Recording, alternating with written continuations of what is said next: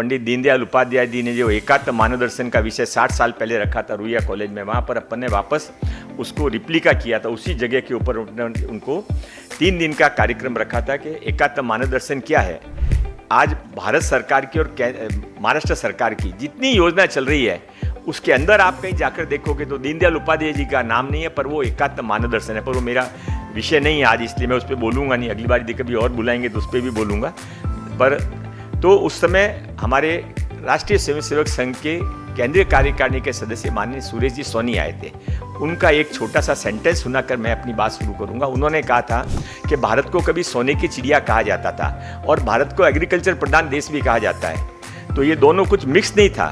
Bharat agriculture प्रधान देश था, पर भारत उस समय भी भारत दुनिया के अंदर जो भारत की इकोनॉमी जीडीपी में कंट्रीब्यूशन था, भारत दुनिया भर को एक्सपोर्ट करता था और भारत सोने की चिड़िया करता था, वो केवल एग्रीकल्चर के कारण नहीं था। हम एग्रीकल्चर एक्सपोर्ट करते ही नहीं थे, हम तो एग्रीकल्चर बेचते ही नहीं थे।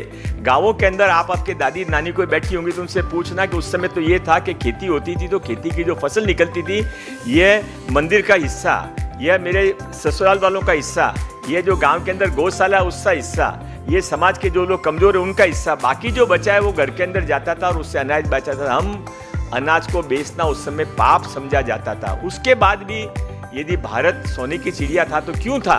उसका कारण ये है कि भारत का, उनके शब्द में नहीं दोहरा सकता पर उनका भाव दोहरा रहा हूँ। वो भाव ये था कि उस समय भारत का हर घर स्टार्टअप था।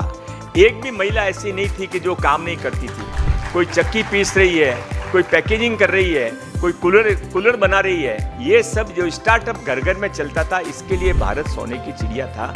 और वापस अब समय आ गया है कि वापस भारत के स्टार्टअप को गांव-गांव में, छोटे छोटे हर घर में पुनर्जीवित किया जाएगा।